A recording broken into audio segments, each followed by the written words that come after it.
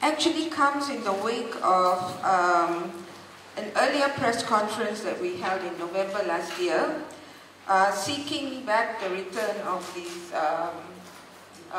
stolen funds and for it to be returned rightfully to the Malaysian people. Now, following that, I just want to bring your attention to two letters that were issued, one by the Finma authorities, which is the financial institutions in Switzerland that deals with regulatory, financial management and so on. That was dated 22 January 2018. And a following reply from the Federal Minister of the Swiss government on the 9th of February 2018. So I won't read the entire contents of the letter, but we will share copies with the media. If you don't already have it, we will share it with you. The gist of the letters actually speak about the profits confiscated from Swiss banks.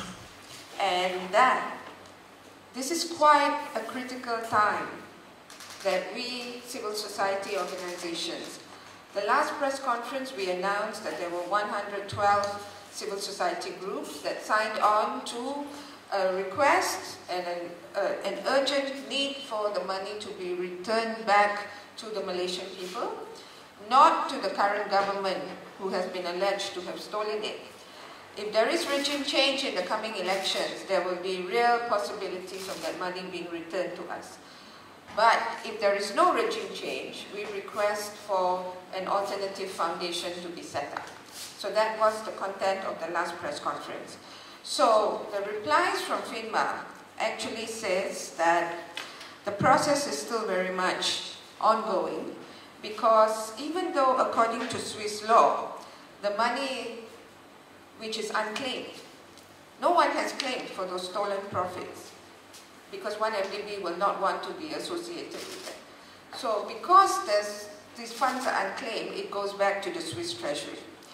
Now there is an appeal filed in the Federal Court of Switzerland to actually insist that this money does not go back to the treasury, if not fully, at least partially be returned to the Malaysian people. So that process is still pending. So it's a very critical time that we step in as Malaysian people, as civil society organizations, to say that the money does not belong to Switzerland. And in Swiss law, it is very clear that there is something called a damaged party, a party that has felt damage from the results of corruption. And it is certainly not Switzerland, although Switzerland has been affected because they are a financial hub. And the banks are all based there. They are used to actually launder profits and so on. The real victims are the country that has been directly damaged from stolen public funds. So the letter that Finma and the Swiss authorities state actually gave us a glimmer of hope.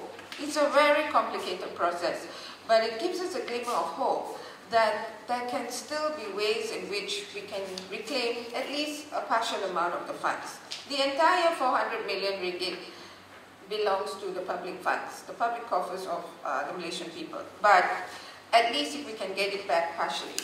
Now the next document I want to refer to is something very interesting. It is the motion that is being filed by a member of parliament in Switzerland next week. And that motion is actually talking about repatriation of confiscated corruption funds to the robbed populations. That's the title of his motion. The original version is in German, so we have received what we call an unofficial translation, which means the courts have to actually endorse the translation, but it is an unofficial translation. We will give you a copy as well that talks about why Switzerland is in a position to actually send back these funds. So the Malaysian case is not the first case. The motion highlights Nigeria as the first country, and following that, the big Petrobras scandal in Brazil. So ours is the next one, third one, or the one that has also been very much highlighted. So the first argument they use is the big argument that Under the UN Anti-Corruption Convention, Article 4 of the convention actually speaks about ensuring that a state party damaged by criminal offense must receive compensation.